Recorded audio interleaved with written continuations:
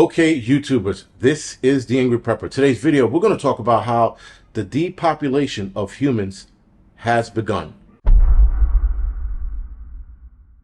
A lot of us already know this. We are paying close attention to this depopulation of the human race. We are paying attention to how many times it's mentioned, who's talking about it, why they're talking about it, what's the reasoning behind it. They're trying to justify the reason. They're using climate change as that main reason for wanting human depopulation. But it seems like now it's more open. It's being spoken about by more political leaders. Kamala Harris made a statement at a speech called Invest in America, or Invest in America, sorry. And here's what she had to say. About the impact on something like public health. When we invest in clean energy and electric vehicles and reduce population, more of our children can breathe clean air and drink clean water. Now, guys, as you can see, she talked about reducing population for cleaner water and more food. They're always going to use that as the reason, guys, for declining the human race is climate change, is more clean water. Now, the clean water thing, water wars are right around the corner. And a lot of people are like, that's not a thing. Look up Blue Gold. If I'm not mistaken, it's a documentary, and there's also a book on it. We are definitely headed down that road as we are watching a lot of our water source become contaminated. We are watching, hearing more and more studies come out about forever chemicals being in every aspect of our life, every water, food, the air we breathe. So, of course, guys, when they start talking about clean water, it's going to be controlled clean water. Because we know that the Nestle CEO, this dickface, sat there and said that water is not a human right, or that water is a human right is a bit extreme, meaning that companies should own water rights and not people. We are watching, guys, the depopulation of the human race come in many forms now. So it's not just an arm ticket. It's not just a natural disaster. They're trying to spread this out over different techniques and different events, if you will. So the arm ticket, for a lot of us, we're like, man, that's pretty, that's going to definitely decline the human race. But there's something else that a lot of people are not paying attention to that I just started looking at recently.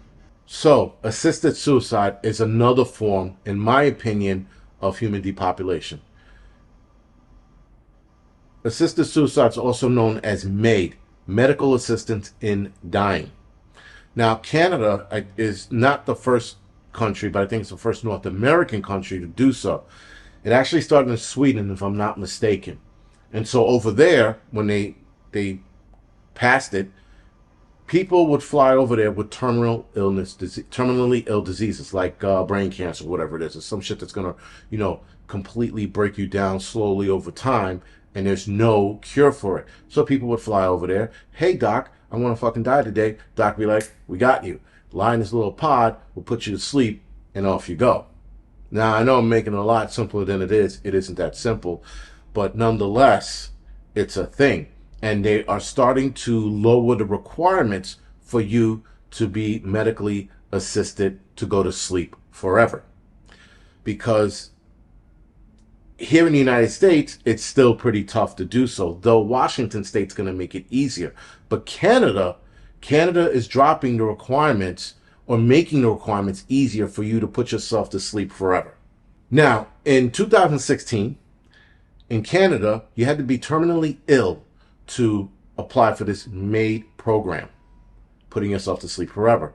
In 2021, 2 years ago, they expanded it to people who had incurable diseases, but not terminal disease. So if you had itchy dick and your itchy dick never goes away, you can go to Canada and be like, I got this itchy dick thing. I don't want to live like this anymore. And then they fucking put you to sleep forever.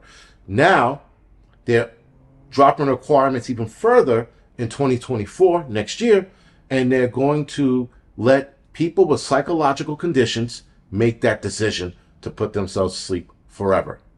Now, with people with psychological conditions, that is not only a slippery slope, but you're allowing people who don't have the capacity to think for themselves, that's why they have psych issues, to make a decision that you cannot reverse. Clearly, you can't reverse this one. And it seems like, guys, that they're lowering the requirements because they can get more people to put themselves to sleep forever. I think that's part of the depopulation of humans. Now, in the United States, it's a lot tougher. You got to do the 15-day waiting period. You have to talk to somebody, and then I think you got to, and if your 15-day period is up, you got to reapply again, and then talk to somebody again, and then you get the fucking good pills, and then you go to sleep. We have, if I'm not mistaken, I think there are 10 states in the United States that have medical assisted death. They should just call it MAD. But anyway, and then Washington, D.C. Now, Washington State, that is making it easier by lowering the wait time or lessening the wait time, from 15 days to 7. Instead of getting your pills in a week, you get it in 2 days. Instead of having them picked up in person, they mail it to you. So they're trying to make it a lot easier. I think Oregon's going to follow suit as well. And the other 8 states after that, they're probably going to leave it as is for a long time until you get another Democrat, fucking crazy one, talking about, well, we got to make this a lot easier for people to put themselves to sleep forever. We can't do this. We have to make it easy. Imagine suffering with fucking propecia. That's, if you have propecia, that just affects your life in such the worst way. You know, we have to let them go. Like, imagine that bullshit.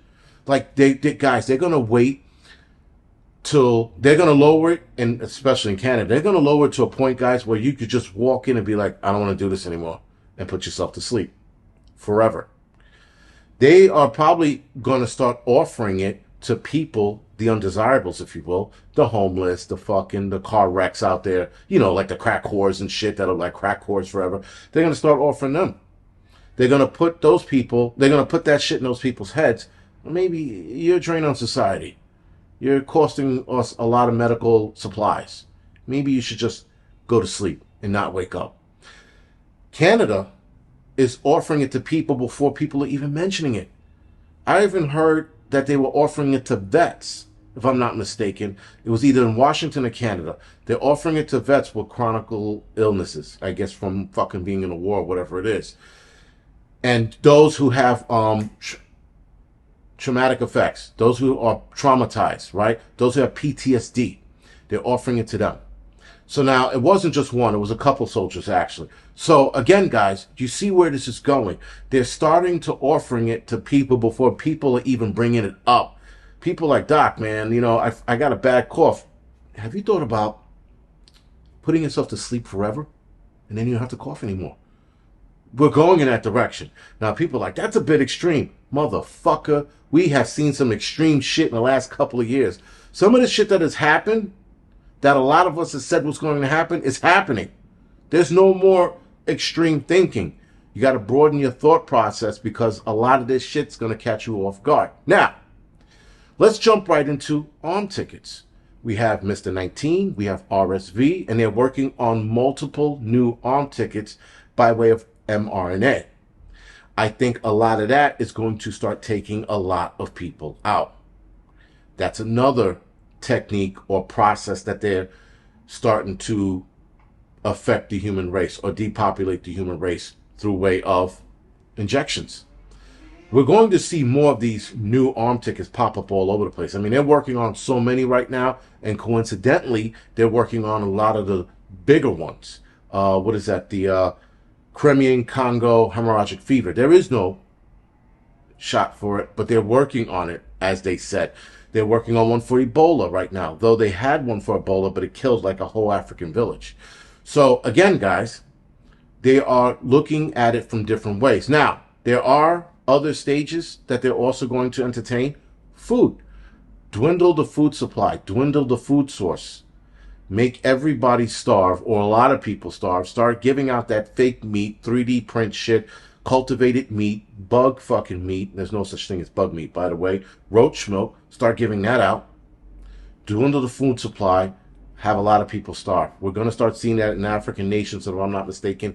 Late this year, early next year, we're going to see African nations beg for help because a lot of the wheat problems that they're having, not because Russia wasn't giving it out or blocking the Ukraine ships from getting out, they're actually having a problem growing wheat in other countries.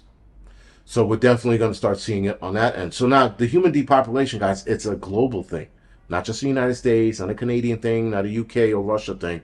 Global. New pandemics are going to be the other way. I fear that we're going to see something a lot worse than COVID. A lot of people think that Mr. 19 was part of the 2030 agenda, the so-called pandemic that was supposed to break out and wipe the world clean, or not wipe it clean, but make a huge dent. That's not it. That was a test run. I think it was a test run. I think we're going to see something far worse, but I think the far worse is just going to affect kids. And that's going to get a lot of people in line to take that arm ticket that they're going to offer when those kids become affected. Now, is that going to happen this year, next year? I don't know, but I have a bad feeling the next one that comes out is going to be solely focused on kids and old people, because everybody loves old people. You see Cocoon, when they flew away, everybody cried when the old people went to their new home. It's going to affect old people. They're going to fucking run to get that shot. And then if it affects kids, they're going to run to get that shot, because then they're going to be like, I got to protect my kids. I got to get it too. And there you go. Getting this new arm ticket in your arm and fucking having a massive something happen to you months later. Now, the World Economic Forum, well, they are very boisterous about depopulating the planet so that we can keep our resources. Because according to them, we need another 2 or 3 Earths to supply the humans we have on this planet now. And I call bullshit on that like you wouldn't believe. Because there are so many other spots on this planet that we haven't grown into or spread out to. We are all focused in cities and towns and villages. Should we spread out? No. But if push comes to shove, yes. Start more farming land. Start teaching people how to farm. Start throwing farming out there instead of rap music, basketball playing, and fucking fast cars. How about that? Right? If you get more farmers and you back farmers and you government fund farmers, let me pull that government fund farmer back thing. Let me pull that back. But if you have people support farmers, then we can get back to the stage or the level we were with food.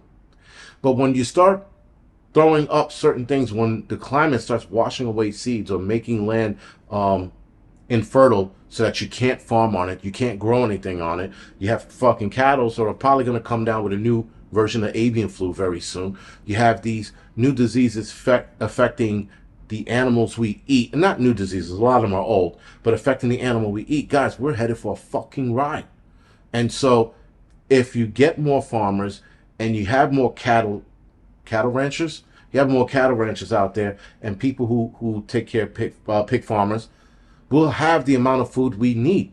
But if you keep fucking them, if you keep taking their land from them, if you keep not supporting them after they get hit by a fucking giant storm or a flood or a bad freeze, if you don't back them up, yes, our food supply is going to dwindle. And it's, again, not just here in the United States, it's all over the world. We're seeing the same pattern all over the place, guys. You cannot see the same pattern in different countries without saying something's up. There's definitely something is going on. And a lot of us are paying attention to it, but other people are not. And guys, this is not for anyone to be scared, nervous, panicking. This is for you guys to take this information and do what you will. Do more research, put it in the back of your head, not to be scared. The reason why I talk about these things is so that we can get ready for the possibility of any one of these things happening. So that when it does, we're ready to rock and roll. Again, guys, this is a prepper channel that is getting people ready for what could be happening. Now, obviously, the weather disasters and things like that, we get ready for that. But there could be a fight coming, guys. And to get ready for a fight, you need to have an open mind on the things that could be headed our way. because a lot of people did not see COVID coming, and a lot of us did. And for those of us that did, we were ready and we had our preps ready to rock and roll, so we didn't have to contend with the bullshit outside. That is why we prepare. This is why I report things or talk about certain things so that we're fucking ready. Because like I said before, and I'll say it again, this is the real nigga network. We're going to be real about this shit. We're going to be fucking ready. And when it happens, we're able to attack it without flinching. Anyway, guys, this is The Angry Prepper. Thank you for watching.